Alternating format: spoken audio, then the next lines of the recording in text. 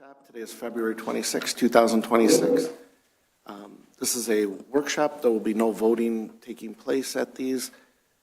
We will allow public comment to be limited to 3 minutes per person. If you'll all join me and please stand, we'll do the Pledge of Allegiance.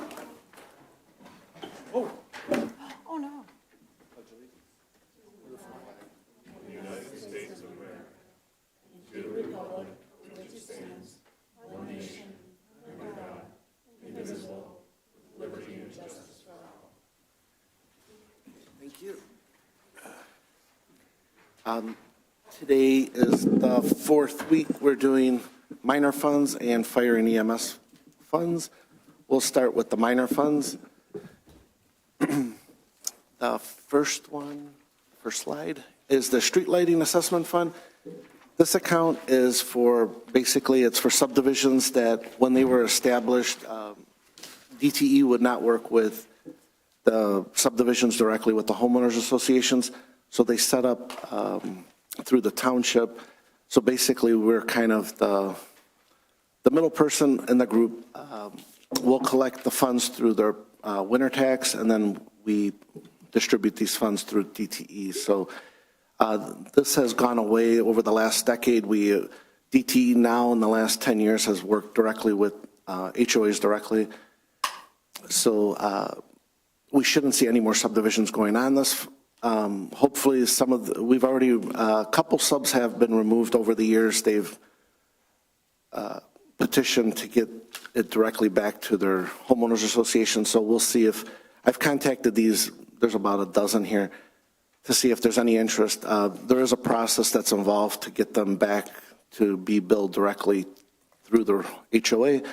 So we'll see how this goes. But in the meantime, you'll see it's pretty much basically money collected and money paid out. Yeah.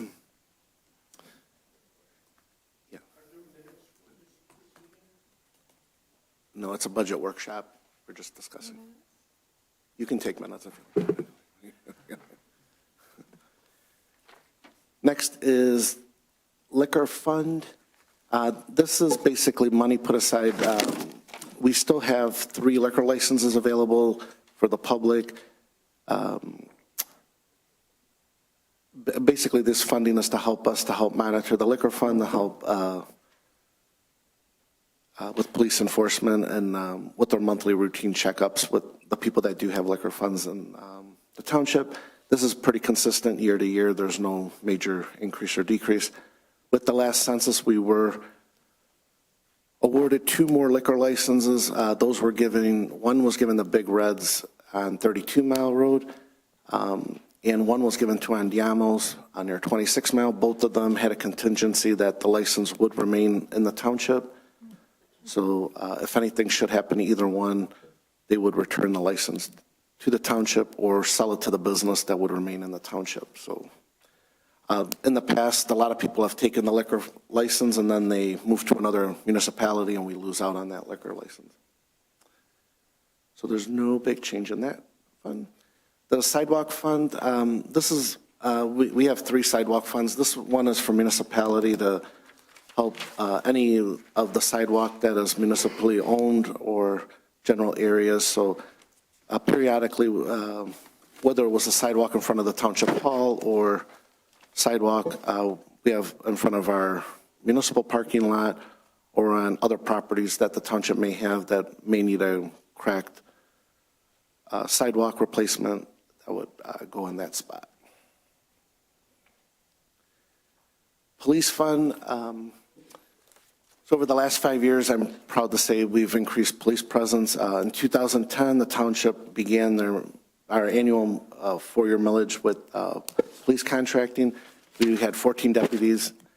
In 21, we renewed the contract with 1 school liaison. In 22, we added a traffic enforcement officer and a motor carrier officer. In 23, we added another afternoon traffic enforcement officer. In 24, we renewed this 3-year contract, which also includes a school liaison. In 25, we added the command officer, which he's here today. I might call him up to just go over a couple highlights. Anthony Petrowski. We have our mobile enforcement station, which is off the split there of Van Dyke and Campground area. We also were donated a K-9 unit dedicated to our township, same as Vader. We've also been spearheaded as the first in the county to implement the SAVES program for people with special needs. I don't know, sorry, maybe if you want to just give a little update. Oh, no, you can go to the podium so the speaker picks it up. Put you on the spot.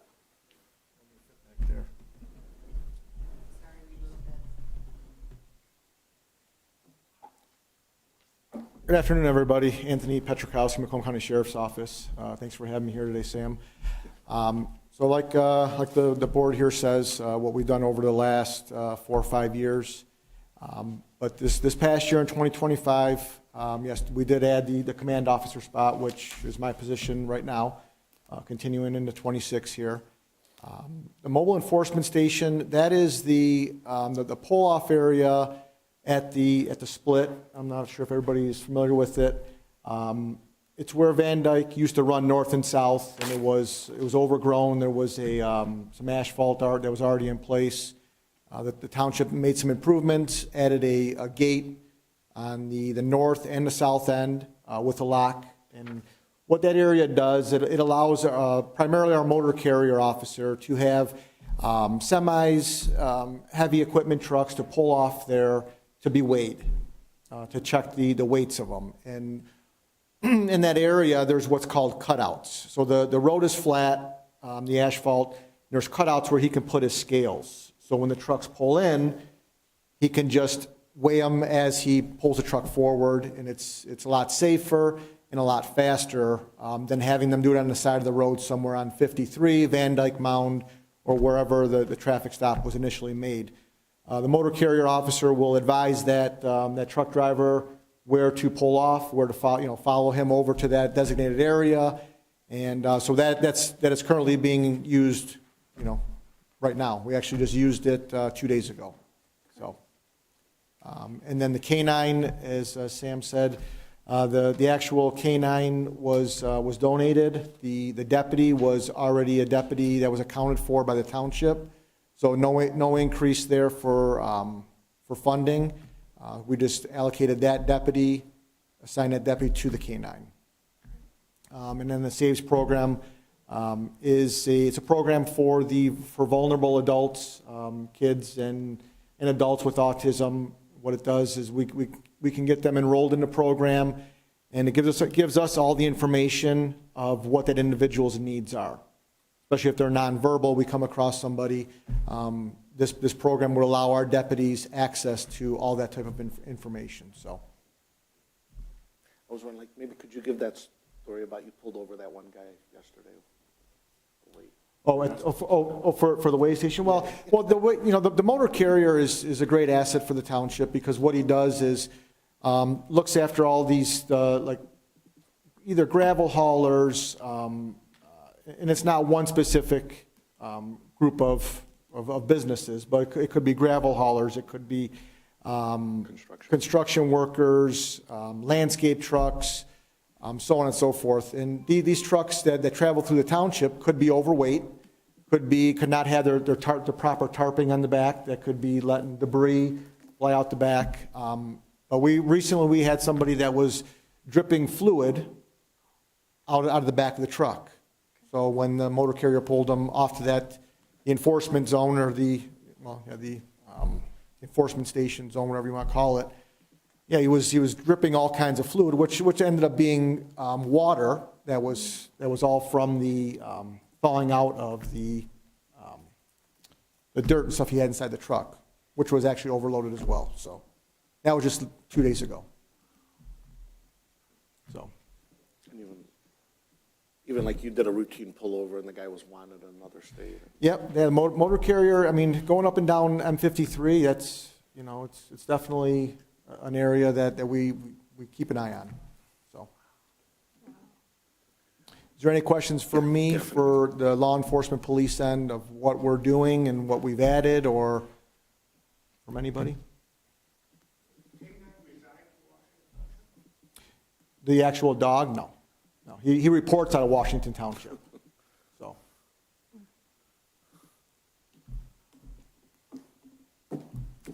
Thank you. Questions? No? Okay. And that enforcement station, that is locked up when not in use. There's only a few of us that have keys, so we keep that locked up, when the motor carrier's not working, so. Well, maybe, the one thing I am proposing, I don't know if you want to talk about this, we'd like to implement these 2 bicycles to help patrol the Macomb Orchard Trail, if you want to explain. So we had some conversations about some patrols on the Orchard Trail. And what I came up with was possibly adding 2 e-bikes, electric bikes, to patrol the trails, and they also could be used for Romeo High School football games. It could be used, because then it would allow deputies to get places faster in crowded areas. Like a football game, if they're patrolling somewhere around the game, they need to get, wheel through the parking lot. It's a lot easier to maneuver, get back out on the Jewel. Like I said, a lot easier to maneuver around. But the Orchard Trail, we could put 2 deputies on the trail, not all day, not every day, but when we're above our complement, we wouldn't be leaving the streets without patrol. This would be, our minimum complement is 2. If we're over that complement, say 4 or 5 deputies, depending on the schedules, we would allow those deputies to take the bikes out and patrol the trails for hour, 2 hours, 3 hours, whatever it is. But it wouldn't be like an all-day thing, so. I'd like to point out, I hope that's something you move forward with. We've had a lot of vandalism last summer, especially on the Orchard Trail. We talked about the bathrooms there. Yes. And, if we knew that there was some form of a presence there, I'm sure it would reduce that, because it's starting to get expensive, as you know. Oh, yeah. Yep. Sam, I know we don't see that figure here because it's a county figure, but we had a lot go on this summer. Yep, and I agree, and I was looking to see how we can get some kind of presence on that trail. And this package that was put together is the company that I researched, and then all the pricing and what they offer. We'd like to get 2 of them if possible. So 2 deputies would be together to handle anything. And it's got lights, siren on it. And again, they'd be able to get to these trails if there's any kind of medical emergency, or if there's people that are doing things that they're not supposed to be doing back there. It's an easy way for us to get back there. It's not a major expense, it's around 11,000 for both. Yeah, like 11,000 for 2, fully equipped with the lights. And, but then we would also probably need to get some kind of a attachment for the back of the truck to put these bikes on, because then we would take those bikes, put them on the back of the carrier, and then take them, say, over to West Road. Park the patrol vehicle, take the bikes off, and then zip the trail all the way up, and maybe make some stops. Could even make some stops and run through some subdivisions. So there's other things to do. It's not just the trails, but they wouldn't be on the road. These would not be on like road patrol, so to speak. It would be. Because this is Macomb County, would you only patrol those trails that are part of Macomb County, or? Washington Township exclusive, yes. Oh, really? Even though you're in the county? Yeah, dedicated here, yes. Is that something that could be staffed by the reserve officers, or? Our reserve deputies are primarily on pedal bikes, and that's a volunteer organization, so it's when they can volunteer, and that's another option as well. But this is something for our deputies, especially if it's something we need to get to, if it's quick, or if we know something's going on that we want to keep an eye on. This is something that we can do. If somebody says, hey, there's something that happens at, 8 o'clock at night, between 8 and 9 o'clock at night, this is something our deputies could get on, handle, and we have obviously arrest powers, so. Do we always have a steady stream of reserve officers on pedal bikes? Do we always have that presence? We've had that for many years, yep. And how many do we have of those? I mean, I see them a lot. I live right by the Yeah. trail, so I see them often, quite often. Yep, that, I have no idea how Yeah, many we we actually have. have. Okay. I don't know the number. That's good. How many hours of use do you get out of an EV bike? Is it, This one here has got, I think it's got 60-mile, I don't have my glasses. I was just curious. I go a whole week. Yeah. A whole week? And how far do you drive it? Every day I go 12 to 14 miles every day. I go the whole week. That's good. Up to 28 miles an hour, up to 60-plus miles. Yeah. Wow, that's, It lasts the whole week. wow. 60 miles you can go on a single charge? Yeah, so I charge like once a week. Yeah. There's the chief. Is 28 miles an hour pretty good? So would they be able to handle that? Because we have cameras now, so we see it. And so they can call you and maybe We could deploy these over there as well. Yep.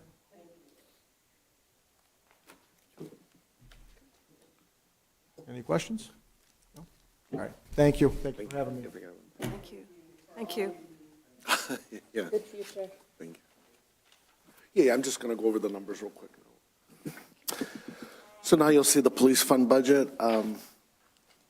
As you see, we are still operating under the voter-approved millage, and we're still showing a slight surplus in the fund. So we continue to operate efficiently and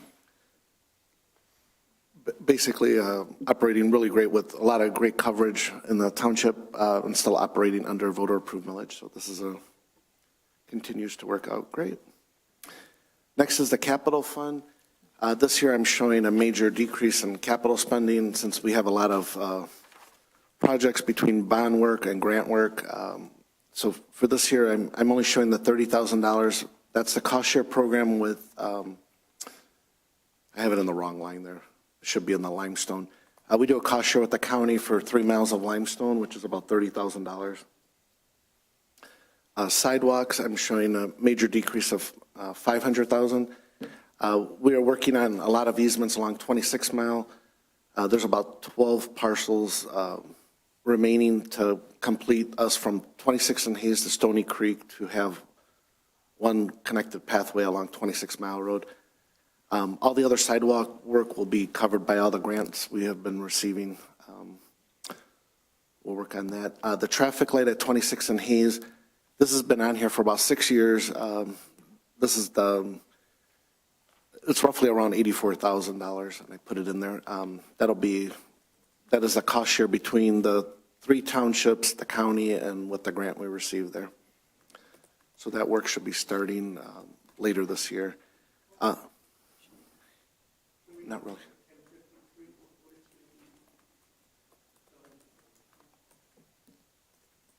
Yeah, the 30 Mile and M53, that is part of bond work that we're having to correct the intersection there. So that'll be falling under bond money. Basically, it's to help that intersection because there's a lot of accidents there. That's one of our number 1 accidents in the township. So there'll be proper lighting there and turn lanes and signals there at the intersection there. For year 2, I put these all as placeholders, but Shaner from 26 to 27, we have that designed to go to be paved. One day, we're waiting on Macomb County Department of Roads. We also did the engineering road for the portion of Snell Road to do a cost share with the county, which is basically from Mount Vernon to the county line there, a little bit past DeQuinder. That's become the major cut. We have over roughly about 4,000 cars that go through that way every day that are taking the back roads to get to Auburn Hills or Troy using this cut through Snell Road, causing a lot of issues out there. 31 Mile Road between Van Dyke to Powell, possibility of paving that in the future. Again, Mound Road, we did get approved for the TIP program, which is a grant from the federal government, 80-10-10. The government picks up 80, 10% the county, 10% the township. That's from 29 to 32 Mile. That is supposed to be in 27. So I'm keeping my fingers crossed and praying every night that that does go through in 27, if not sooner. I know Charles wants. Yeah, so the question I have is, rumor has that they may be able to do it sooner. Are we? I'm not gonna repeat that, but that's. Okay. Are we able to get it in the Hopefully budget? they can move it sooner. If they I'm can. not gonna hold my breath. If they can, that's in the budget to do that? Yeah. Okay, good. We would just pull ahead. Awesome. I've never seen them pull a project up front. I've only seen them delay. So. Not as an insult, just there's a lot of work in the county No. with road work. So basically here you'll see a lighter year one capital fund, and year two, that doesn't mean that we're spending all this money in 27, 28. It's just more of those placeholders, so next year we can review those projects again. Again, a lot of this is based on the availability with the Macomb County Department of Roads and with their cost share program as well. Last of the minor funds is the cable fund. We have that showing, again, as we receive our cable franchise fees. I'm showing that modestly staying pretty flat, if not plateauing for the next year or two as building permits are continuing to come in. We have that major project of Clifton Corners at 27 and Jewel that was approved years ago. When that project takes off, that should increase our amount of cable that gets signed on. Expense-wise, I've got basically everything listed, our annual contract with Michigan Community Media. I added the possible, so there's two things I'd like the board to consider is to ensure that there's not a shortfall, to put in an extra $35,000 to help if there's any overages with franchise fees, and then also to look into, put health insurance to look into doing an 80-20 split with the 4 staff to see if, in order to retain staff, to do some sort of a cost share with health insurance. It would keep the cable fund kind of tight, but we have built up roughly $5 million, $560,000 in fund balance right now. 570,000.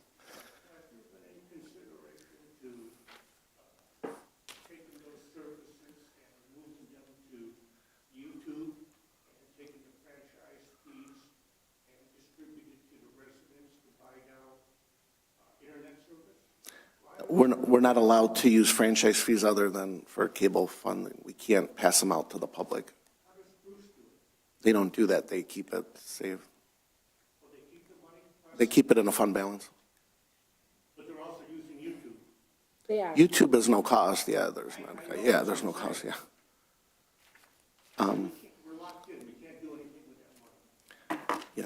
There's Again, things if you you like can to do. talk. You can't give it back to your residents. You can use it for other enhancements, educational purposes within the township, programs for township residents. You just can't give it back. You have to use it for some form of a program, ideally educational.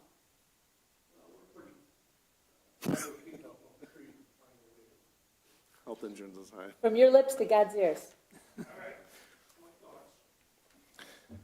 We're here to answer any questions.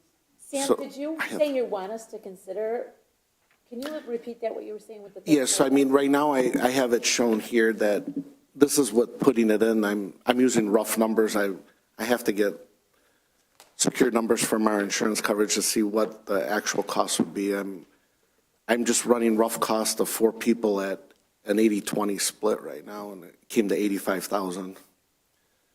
But I don't have the exact details of each person, and I was basing that everyone on a 2-person right now. That's why I need to. So what you're saying though is, if I get this right, and I truly don't understand, you're saying you need 35,000 more for this account? Yes. Yes, I would take the 35 from the fund balance, and then, yes. And we're Th- down that- a man, Mike, Matt December, when he left. Well, we need to replace them. Yeah. But yeah, I have Phyllis and Paula if they like to talk about. So our original ask is $45,000 Sorry. for the cable fund. 35 is the cable fund. Yeah. That's. Sorry, if you can go to the podium. Sorry, if you can go to the mic. I'm sorry.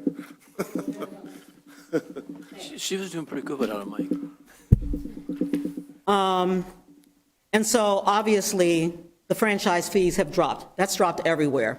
If you take a look at the numbers nationally, and keep in mind, cable really doesn't share their numbers, which I never understood, because they could wipe Nielsen off the map because their numbers would actually be more accurate. But the reduction across the nation is somewhere in the neighborhood of, I think it's 48 to 61 million households. That's a huge gap. We don't really know what those numbers are, but we know that those numbers have hit, and they've hit us as well. We need to be able to stay at least stabilized at 270,000. And so we've been talking to Sam. We went back and forth between $35,000 and $45,000 from the cable fund. Again, doesn't come from millage, doesn't come from taxes, doesn't come from anything except where that money is supposed to be used for, as I told Supervisor Praviti, a rainy day fund, and we are in a monsoon. With Matt gone, we also need to hire a new director. And at the end of the day, the bottom line is our people have not, and we discussed this before, our people have not had raises, and they don't have benefits. They don't have insurance benefits. And so what we've asked Supervisor Praviti to do, and we're asking our trustees to do, is to allow us to use funds from the cable fund, which again is earmarked for that use, to offset. So we stay flat at 270. We get 35. We really need 45, Supervisor Praviti, which is still responsible. We really do need 45 for the moving forward plan, also for raises, et cetera. We need our people to be able to buy into the township insurance, anything, and they would contribute. I think we negotiated 20, light negotiation of 20%. We need to talk to your benefits people to see what we're able to get, and then anything else that we need over and above that would come from the cable fund. Very interesting to me. I think that's why we had the cable commission put together maybe 6-8 months ago, maybe a year ago, because we knew this was going to be a monsoon and we were trying to avoid the monsoon. But instead we have another contract. Okay, great, now we have it. And now we're asking for money when we have municipalities around us that aren't paying any dollars. I don't know how this math, but in my world, this math doesn't math like this. Okay, that's fine.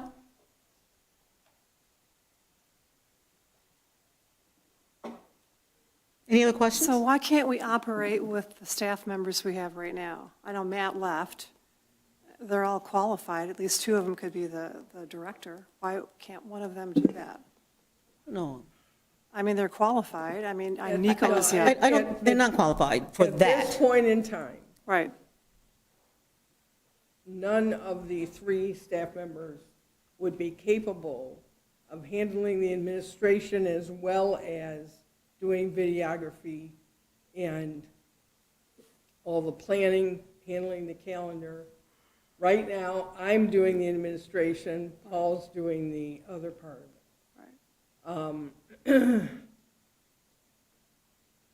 In many occasions, on many occasions of the things that we do film and broadcast to the residents of Washington Township, we need a whole crew of 4.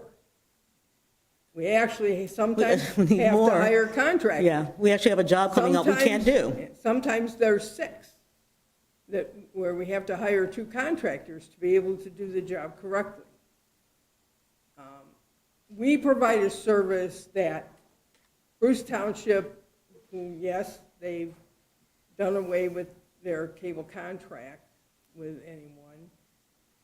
So they have somebody who simply records their meetings and puts them up on YouTube. But that's all they do. They don't do any events. They don't do anything beyond the meeting.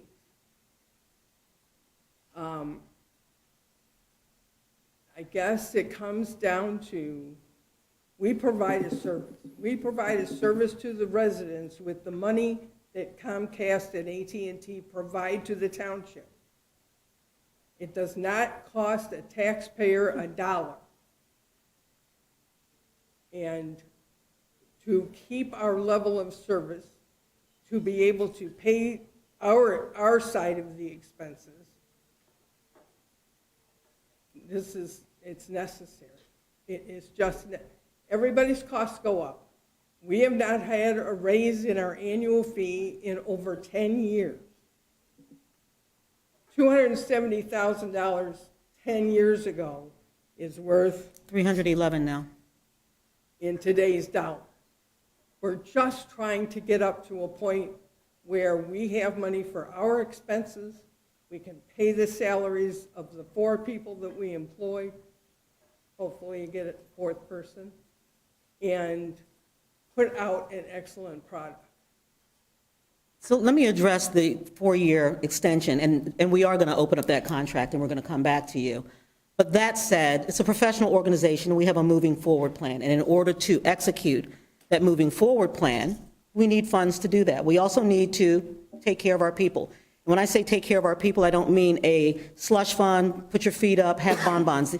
These folks are working very, very hard. Just to give you an example, and this isn't an emotional thing, this is a professional thing. This isn't, hey, this is goodwill working. We've got a father in here with a wife and a baby, and he doesn't have benefits. We are a solvent township and a growing township, and we're not asking for taxpayer money. We've not asked to enjoin a millage. We're talking about monies that are earmarked for providing this service, and we've never even asked for any of those funds.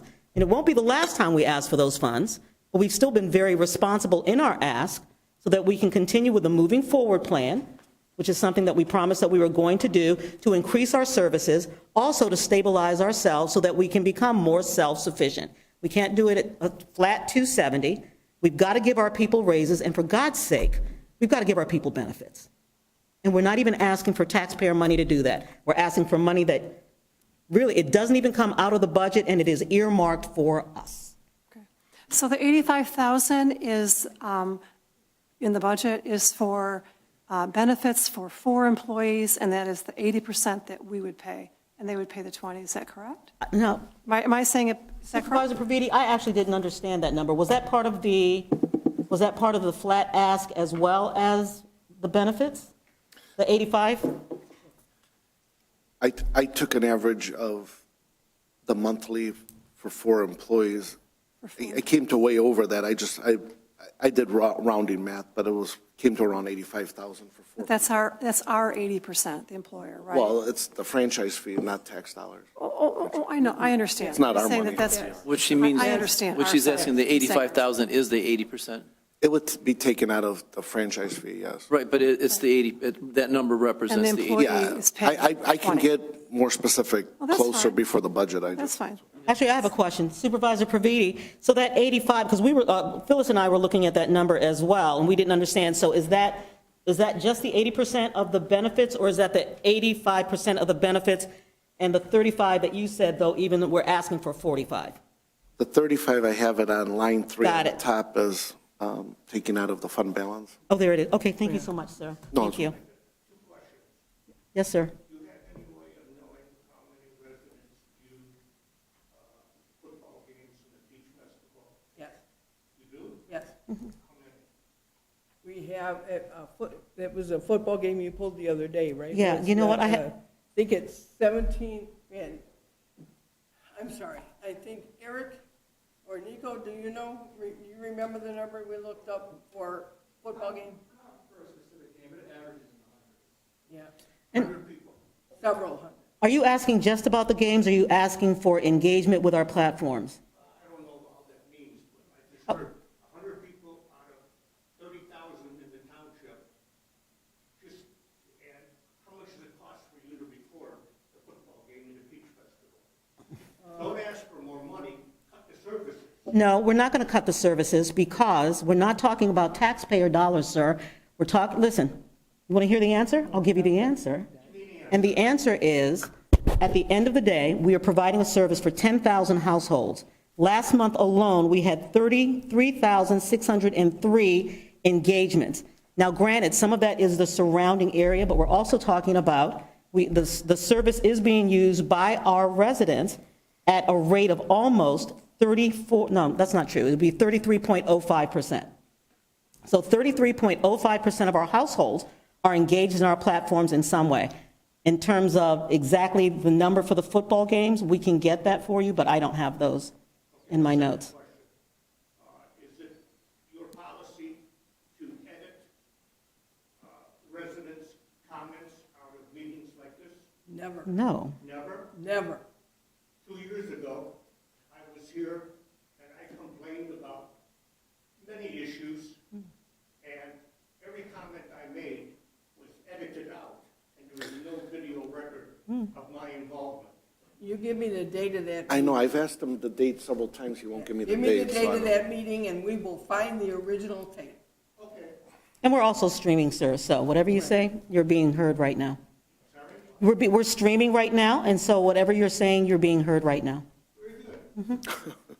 Every meeting that we are here for gets broadcast live, plus we keep the recording of it, plus we keep putting that meeting out.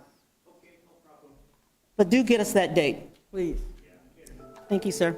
Any other questions? Yeah, what is the line item for the salaries?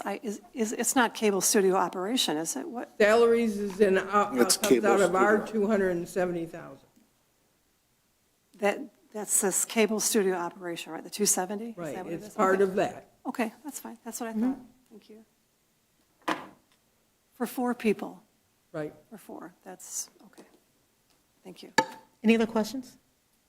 I just want to be clear, when you say it's not taxpayer dollars, it's dollars allocated to this township to grow this township in a way forward. I don't want to lose sight of that because it's not free money. It's money that the township brings in based on the backs of the township residents. So it's money that we need to be responsible with and make sure we're doing what's right. When I look at myself, I don't have cable in my home. My neighbors don't have cable in their home. It's just kind of like a choice. So what I'm saying is, I don't know how many of the residents we're actually providing a service to anymore. Well, you can also see us on YouTube or Roku. And YouTube is free. That's what I'm Right, trying but to I'm say. just saying, And you I'm can- saying, when do you call it that we're not a TV studio? When do you call it that we're not providing a service? We're a township. We need to provide records of what's going on. It's not our responsibility to show the Romeo football game. If the school wants to show the Romeo's football game, it's their responsibility. They have a video production class. If it's a game that's some form of a playoff game, we're not even allowed to do a playoff game. You know that. Home games, as long as it's at home, yeah. I'm just saying, there's caveats for all that, and it shouldn't fall on our residents' backs. Well, it's in our. Well, this isn't falling on residents' backs, actually. These are cable fees, these are cable fees that are paid to support this service. It does not come out of your general fund. Yes or no? Does it come out of your general fund, Trustee It comes out of Mylan? money that is brought into this township by township residents paying a cable bill. If 10 residents pay a cable bill, we get a stipend for 10 people paying a cable bill. In my mind's eye, our residents earn that money by bringing it here. In my mind's eye, we need to do a good job of making sure those residents are getting service for those PEG fees. And I think we are. I think they are getting a good service. And 33% of the households are paying attention. Because of the fact that we're going and we have a monsoon, because of the fact that we need a $35,000 influx in, I'm saying, when do we call it? When do we know? I don't want people not working for a proper wage. I don't want people not having benefits. However, I can't, in my mind's eye, give away something that isn't being allocated properly. Well, I think it is being allocated properly, and I think we've been very, very responsible, and I think we continue to be responsible. We didn't in fact, the cable fund, I think it had $500,000 in it 2 years ago, $69,000, almost $70,000 in interest, and we didn't ask for $70,000, we were asking for $45,000. And we think that's very responsible, so that when we do have to come back for our continued moving forward plan, we can continue to be responsible. I don't think you can show any malfeasance or misuse of funds. I don't think that's Okay. happening, but I say, when our neighbors are doing it for free, and we're spending all this money, we need to look at what we're doing and how we're taking the residents' assets and what we're doing with them. That's simple to me. It's real I can't speak to simple. the other, and I apologize, I just interrupted you, and I apologize for that. I can't speak to what everybody else is doing. I can only speak for a board that I sit on and what I am working toward to improve this community. Of course, it's our responsibility to do our due diligence and to look at what our neighbors are Absolutely. doing and say, okay, how can we mirror that? Just like, don't you think I feel bad every day when I go to bed and realize that we didn't protect, in my opinion, ourselves against data centers coming in.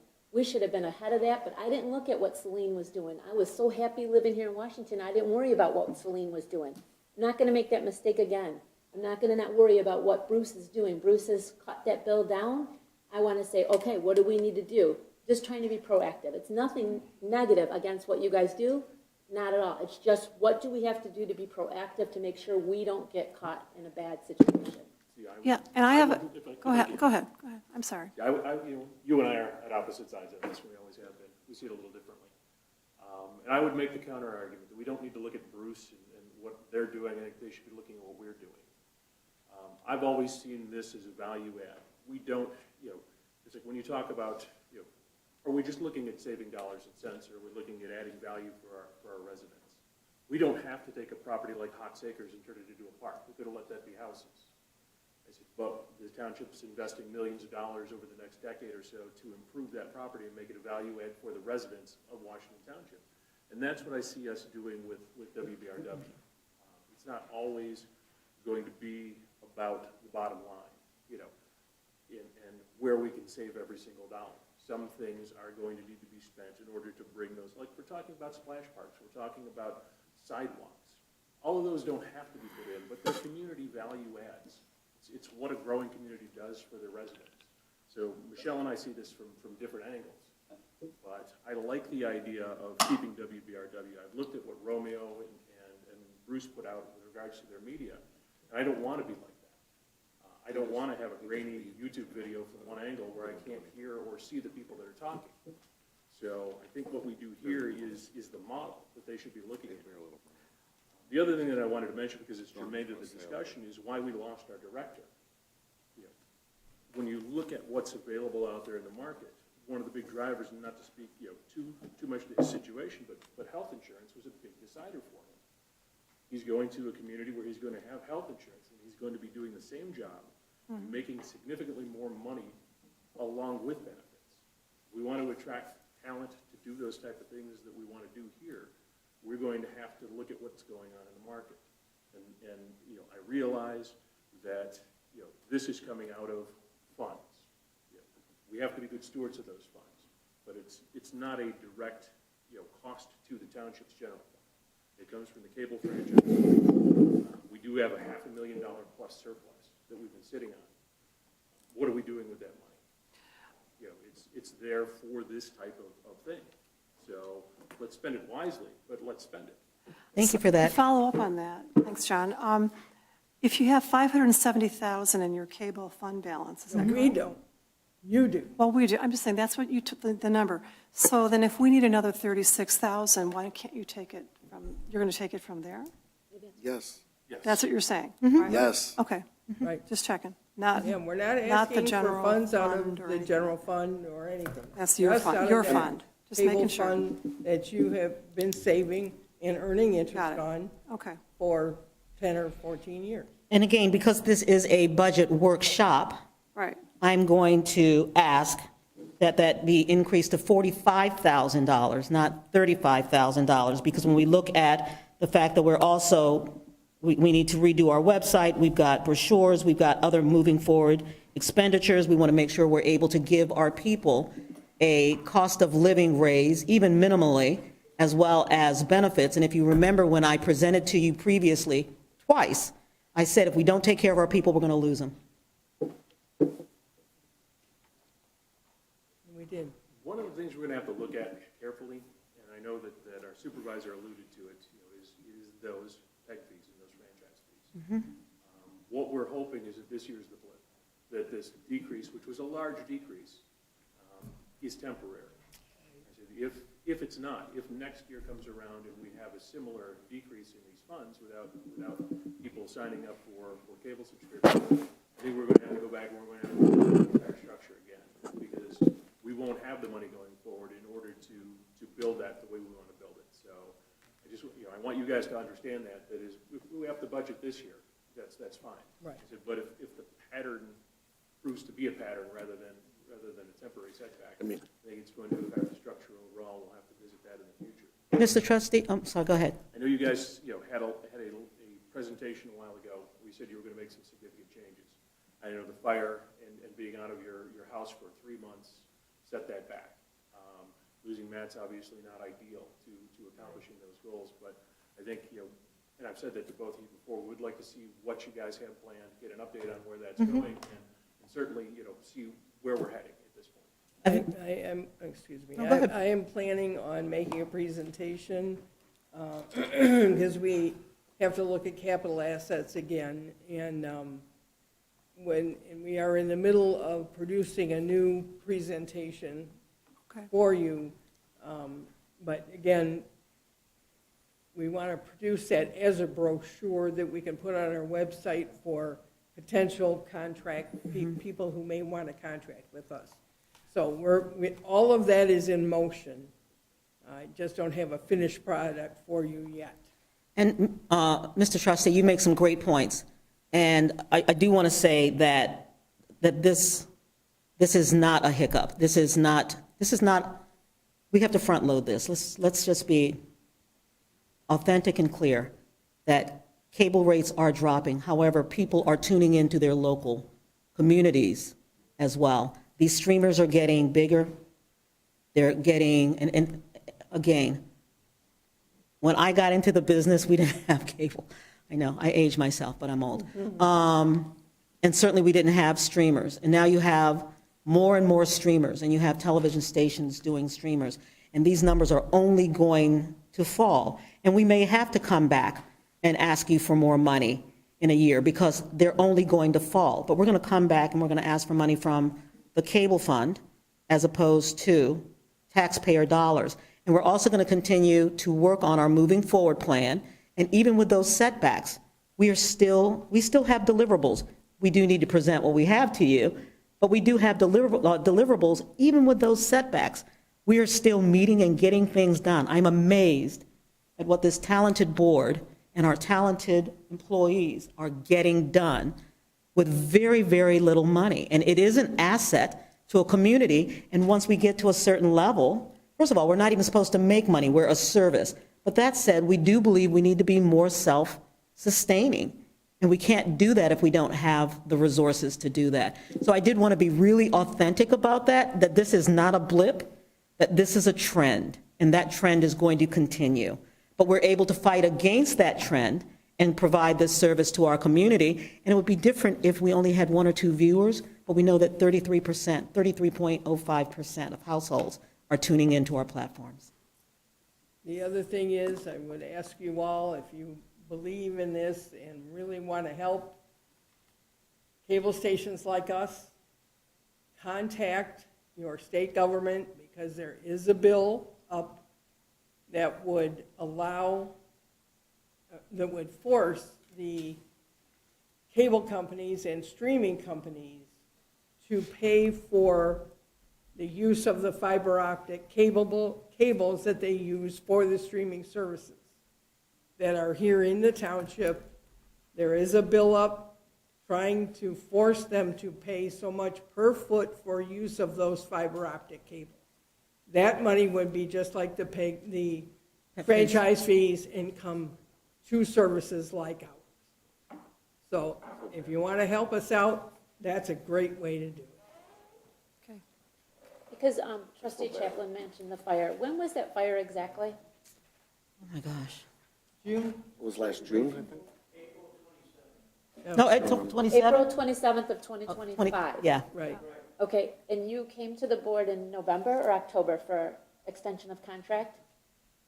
Yeah, only Okay. because it was expiring, Exactly, and then now we're in February. right? So between April, November, February, we've had no plan of action, nothing in writing to view.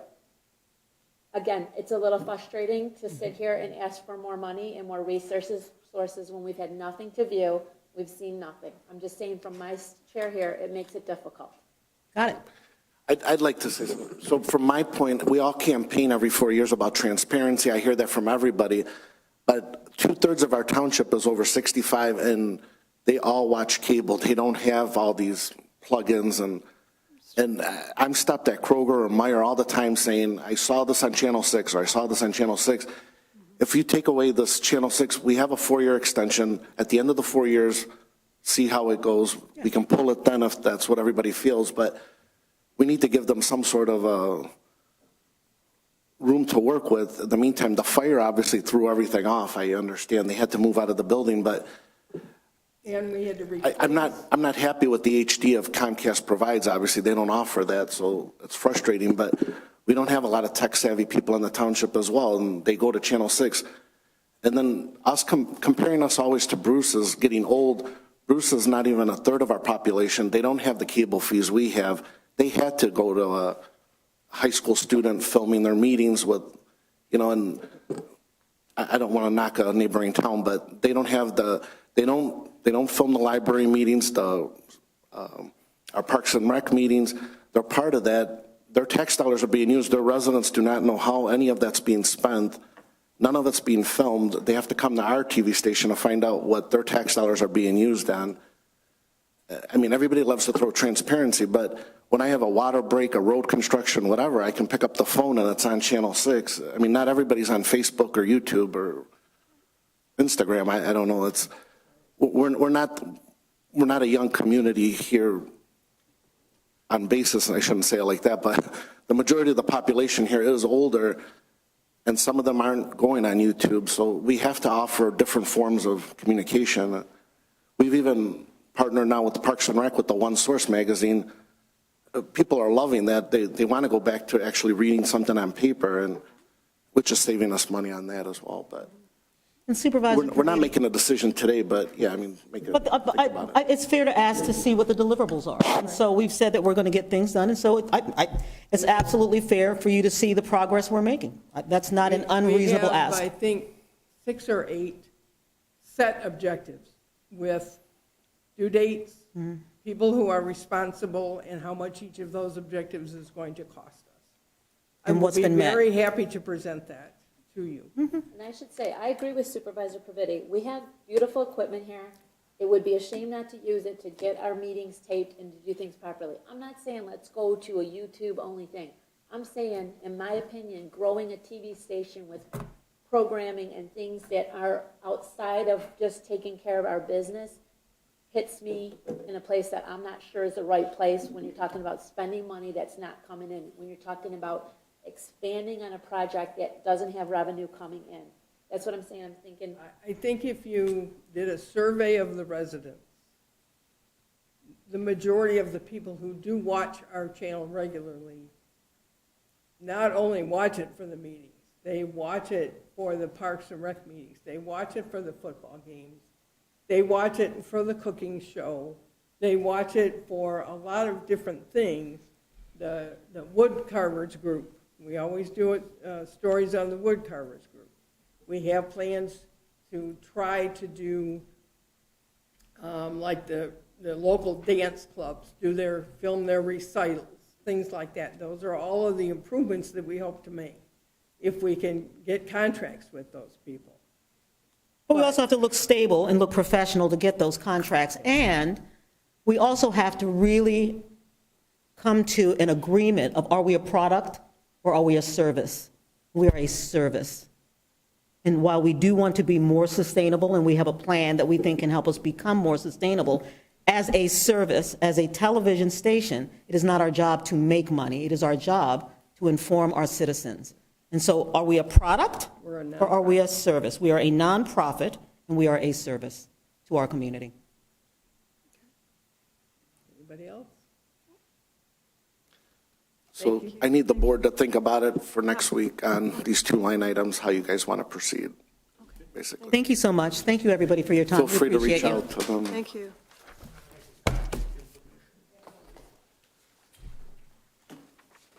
Okay. So the minor funds are complete at this point. We'll go to the fire budget and ambulance. give them that. You're going to have to come to the meeting.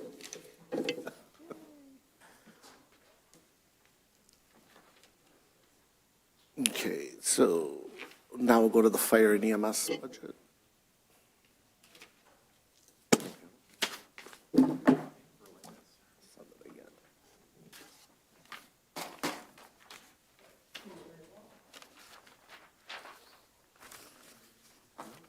It says you have access.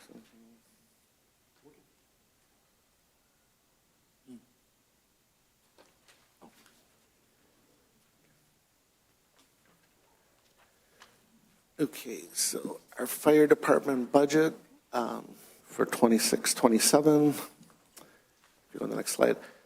Just to run down again, over the last few years, in 21, we did a new ambulance remount. We opened our new fire station number 3 at Mound and 28.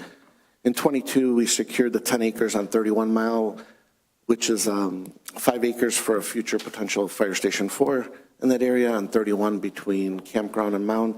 The other 5 acres is being currently developed to be the Thornton Schoolhouse Park. We ordered our new long lead fire truck, which you'll see down the list. In '23, the fire union contract was complete. We did receive the new ambulance in '23. In '24, the new fire truck arrived after, I think it was about a 2-year wait, roughly. Phase 1 of the new fire station 30 in Powell, new training center, we began with the design work and working with AEW on that. In '25, we ordered the new long lead ambulance, ordered new long lead ladder fire truck, and approved the new fire station at 30 on Powell Road per the ISO recommendations to put it in that location.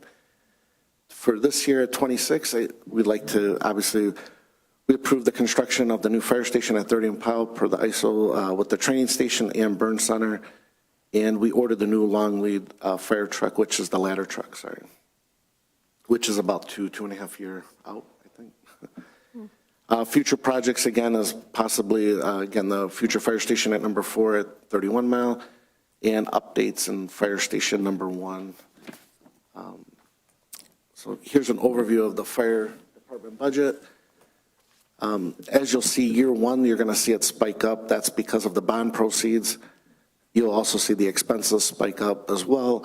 That's mainly for the building of the fire station. And then year 2, you'll see, hopefully we'll get the new ladder truck in year 2. So you'll see that $2.5 million.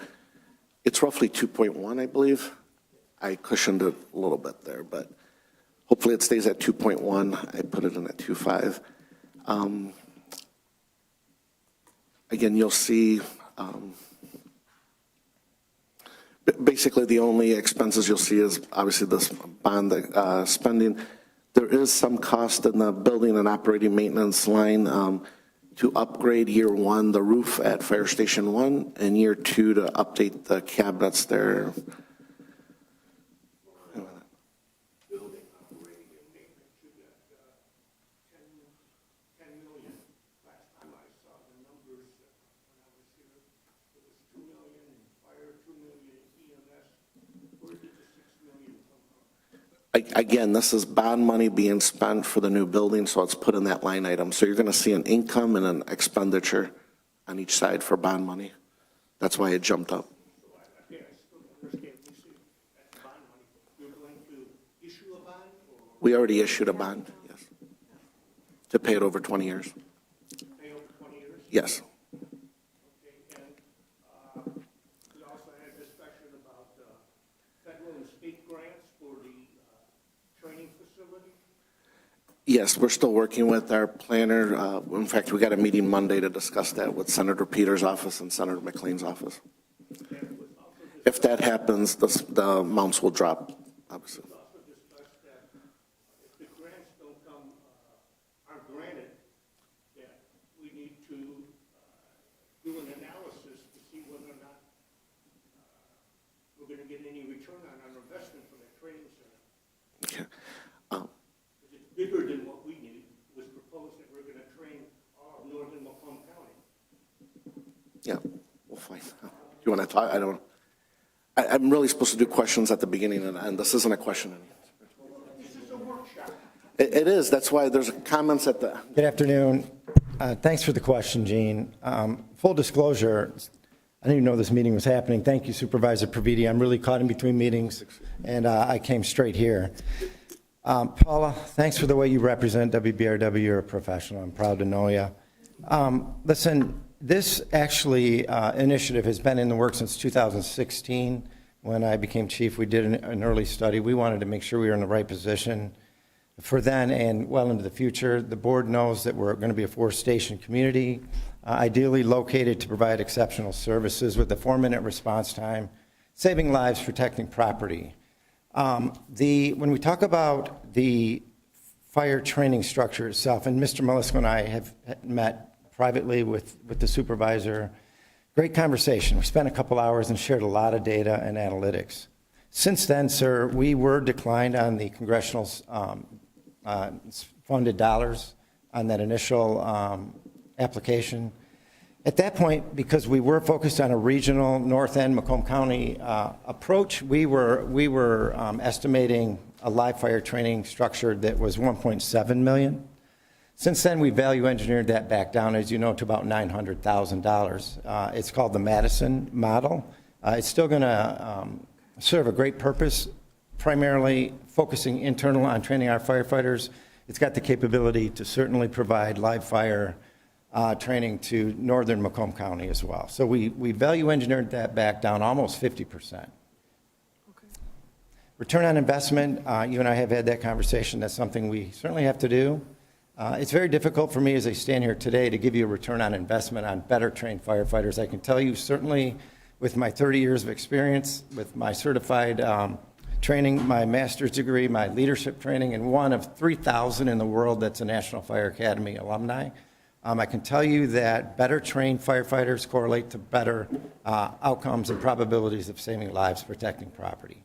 I'm focused primarily internally. Let's get our firefighters focused. I know there's a great deal of interest across northern and Macomb counties to come into Washington Township to take advantage of our world-class instructors, but also our facility. But until I start to experience that, I can't give you a return on investment. I can tell you for sure, and you've heard me say this before, and so has Mr. Malisko, this will not be at the expense of our taxpayers. We will charge exactly what it costs us, both wages and fringe and operations and overhead. It's not going to cost our taxpayer dollars. Will there be any profit to offset the $700,000? Well, I'm going to mirror what Ms. Tutman said. We're not a for-profit organization, but I'm not here to, Your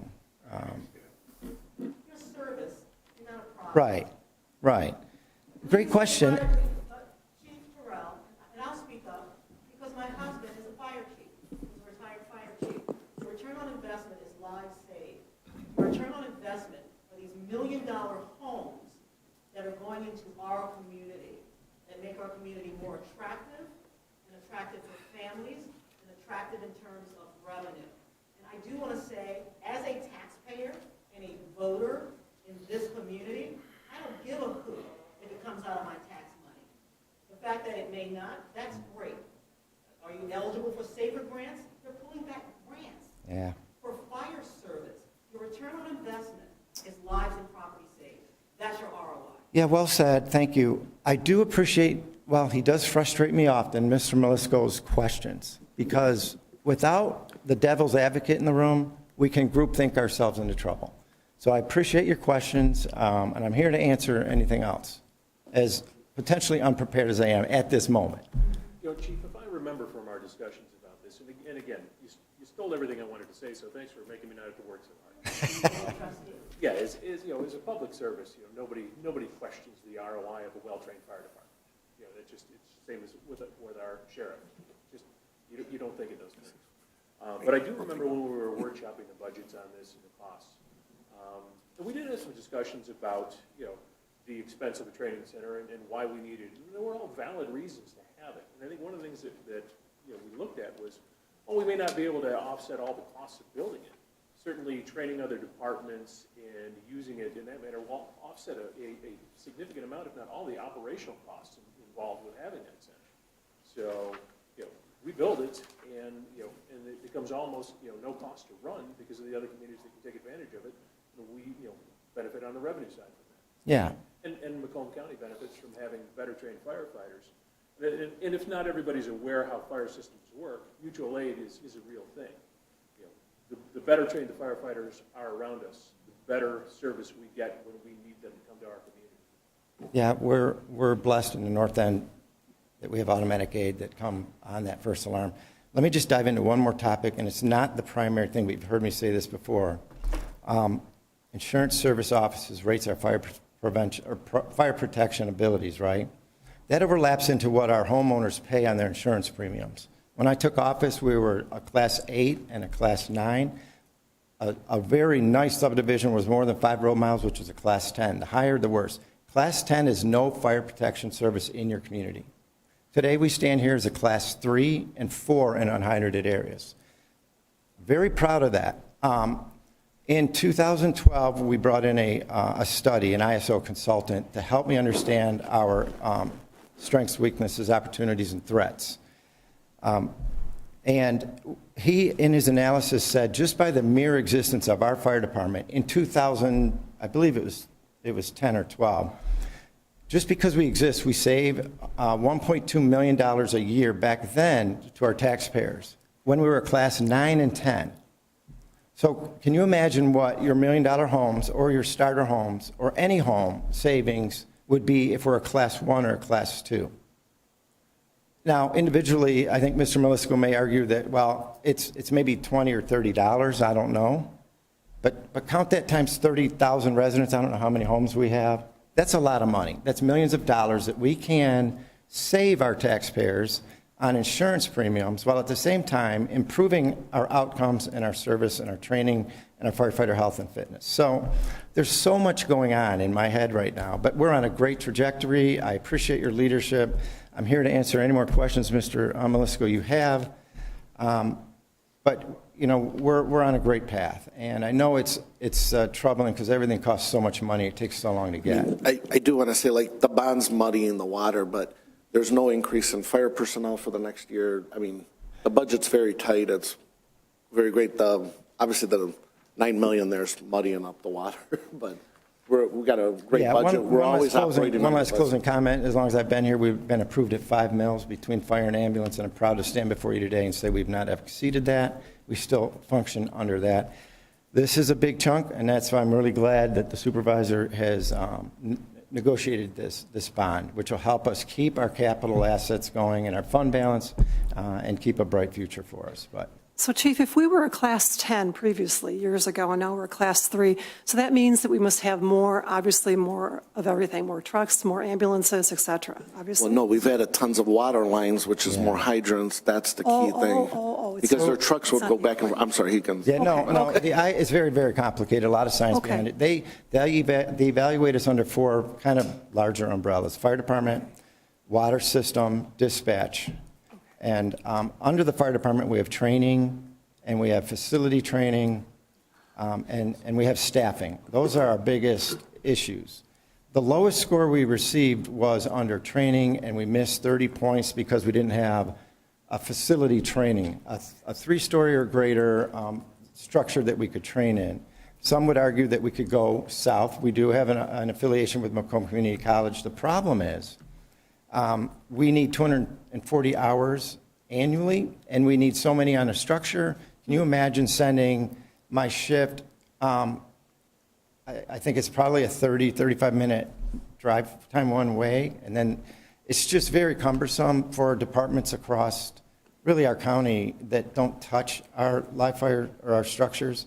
That's why there's so much interest in the north end. If we can bring this out of the ground, which we are doing as we speak, the foundations are going in the ground today. That's why the communities that touch us, and even into Lapeer and St. Clair County, they still reach out to me and go, Chief, how's it looking? When do you think we can come over? So, yeah, I'll leave you at that, but I appreciate Mr. Melisko's questions, and I'm here to answer any more.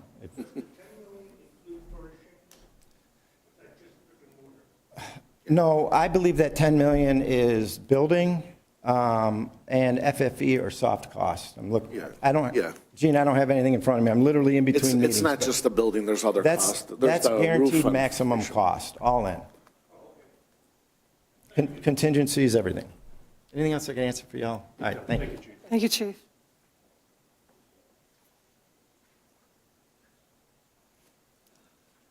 And next is the ambulance fund. You'll see the same thing here. I have the $350,000 in the bond for the ambulance. So you'll see a $350 pickup, or increase, I should say, in expenditure and revenue to cover the ambulance. And then you'll see in year 2 it drops off again. But again, there's no increase in any personnel. I believe we're very well staffed under the chief. We've also reorged the department with 3 battalion chiefs now, and we have a great part-time crew that the chief actually works with them and then we kind of promote from within once the part-timers are work. How many ambulances do we currently have, Chief? We have 4. You can, yeah. You could say here. Okay. We run 3 first squad at each station. Okay. We have to have a reserve or backup ambulance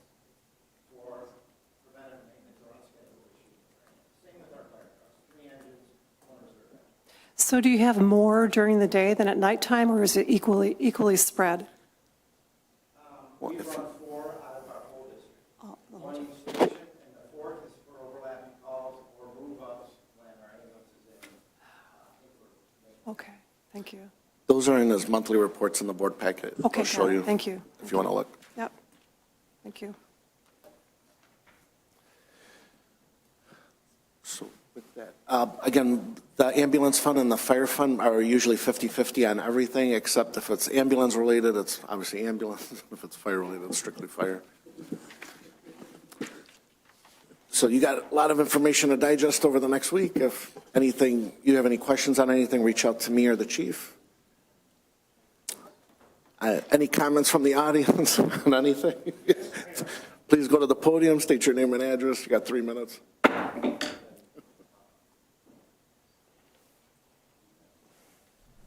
Gene Malesko, 64-200 Campground.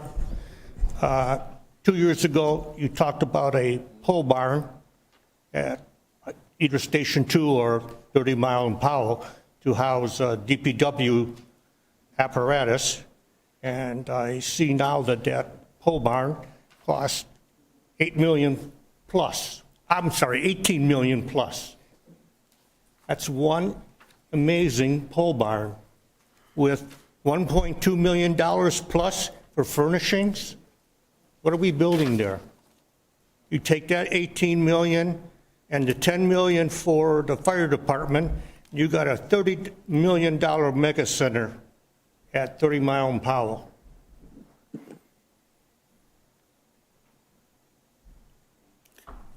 No comments? We've already discussed this We for the did? past at least 5 years we've been talking about it. And it's a 15 million. pole barn. No, it was 15. It was 15. Okay. Thank you for your comment. Any other comments? The only comment, I want to make one. I've been We keep quiet. repeating. No, Joe. I've been quiet. I think the township's heading in the right direction. I think the WBRW is very important and very vital to our community.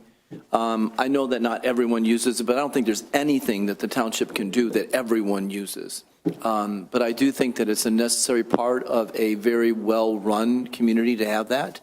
I don't think we should be comparing ourselves to Bruce Township, who has no resources to do anything. That is not Washington Township. I think you should be comparing us to Clinton Township or Shelby Township, because that's the direction I think we want to be in.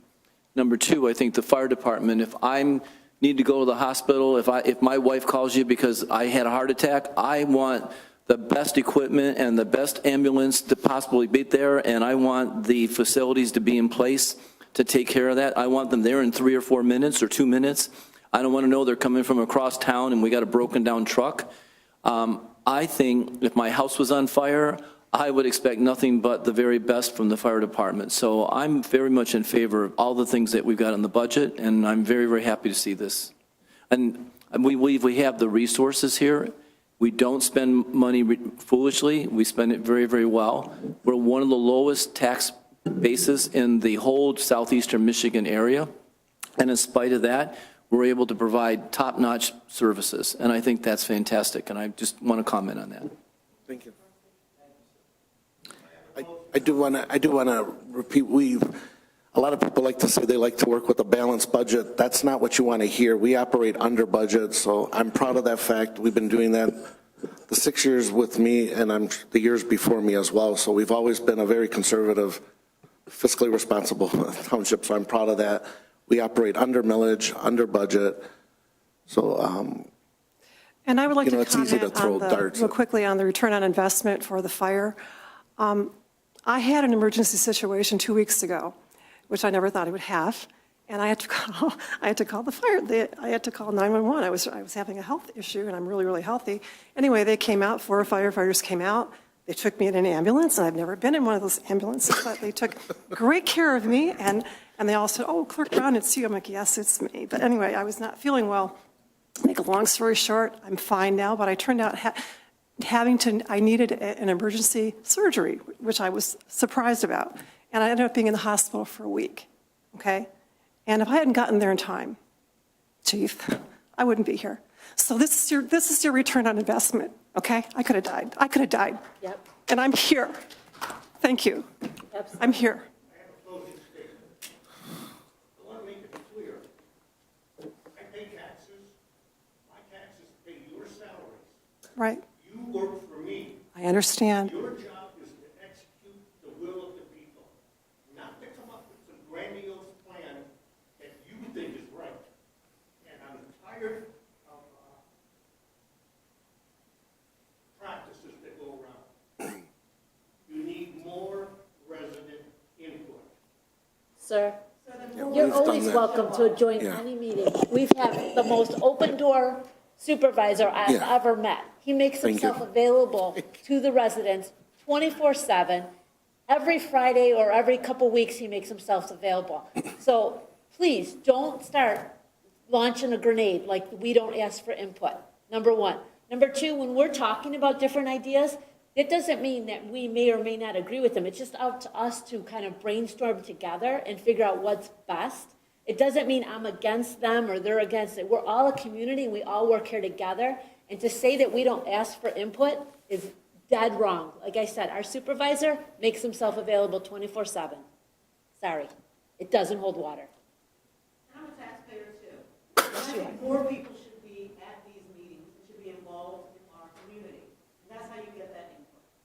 Just because you ask a hard question doesn't mean that you don't want something. It just means we need to ask those questions and try to get to the bottom of things. It doesn't mean anything. It's asking and answering and trying to fit something in. It's not a negative towards anybody. Just like when you ask a question, I don't take it as offensive. I take it as it's a nice gentleman asking a question. That's all it is. It's awesome. We have a chief that makes himself available. We have a news station that makes themselves available. And we have a supervisor that makes himself available. Please don't set the tone that we don't. Well, tell you what, I don't like being lectured to, so I'm leaving. Have a nice It's your day. prerogative. Thank you. Thank you. You have a nice day. Thank you. We tried. Appreciate that. Just one point of clarification, Mr. Supervisor, for everybody out there watching, a couple of things. Number one, we're not spending all this money on a pole barn. This is a fantastic state-of-the-art DPW facility. It's something that has been discussed for years. It's not as if it was a new idea and we just said, hey, let's throw $18 million at a building or whatever the number is. This facility is going to last us probably 50 years, if, it's a conservative estimate.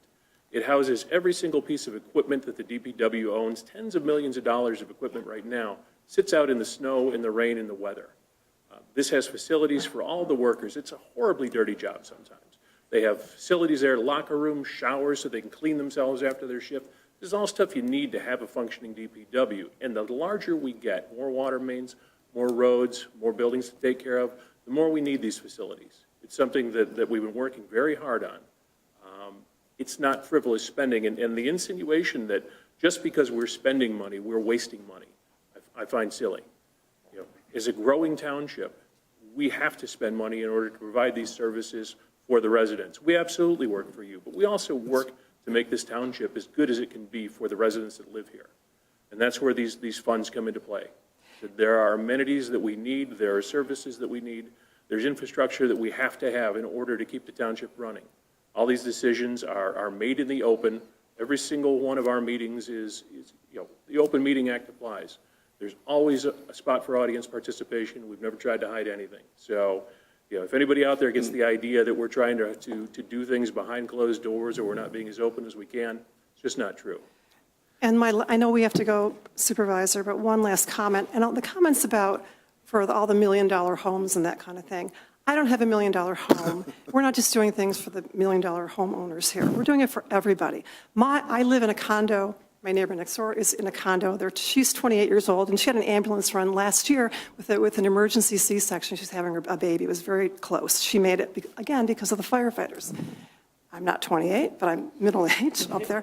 And I never thought I would be in an ambulance. My mom is 93. She lives in an apartment in Washington Township, and she's been taken by ambulance a couple of times now. I was going there, and she's fine. She's old. But it's not just for the elderly. It's not just for 28-year-olds or middle-aged. It's for everyone, because you never know when you're going to need it, or fire or ambulance. You don't know. It's for everyone, no matter what kind of a house you live in. On the record, I absolutely agree. 100%. That's all.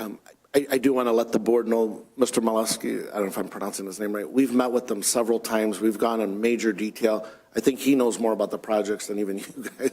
I mean, we've given him everything. The chief has been excellent at showing him all the data, the information. I mean, as Trustee Milam said, we're an open book. Anybody can see anything. We've met with them numerous times. So again, if anybody wants to see anything, we're open book. You can come and FOIA anything or come on in, we'll show you. There's nothing to hide with. And I do want to say, like, myself and the board, we're very conscientious of our budget, but the chief as well. I mean, he's always running, we're always looking at the budget numbers. So, and I got other supervisors jealous that what a great chief we have. So I hear that on a weekly basis. So I want to thank the chief for all he does for our community. I mean, everybody here cares about this town. And like Trustee Milam said, we're going to ask questions. We're not going to agree 100%, but at least we're working together and moving forward. And the comment that we're a growing community, yes, to an extent, even though permits have kind of plateaued as well.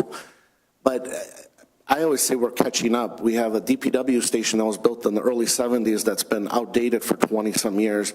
We had roads that weren't looked at for the last 20 years. We had sidewalks that weren't put in and foregoed, and we're playing catch-up. So we're doing a lot of catch-up work. We've improved the sidewalks. We've improved water lines, so these fire trucks aren't going back and forth watching a house burn down. We've fixed roads that West Road a few years ago looked like Afghanistan, crumbled, and Yeah. I mean, I'd like to pick on that one, but I had the fight to get Mound from 26 to 28, and now I know Charles wants 29 to 32, but so does the rest of us. Every time the weather thaws, that Mound just explodes. I'm worried about Van Dyke from north to 29. I'm starting to see cracks there. The other day on 29 Mile Road, we had a preservation project, they call it a PPP. Along 29, we've done it from Hayes to Van Dyke.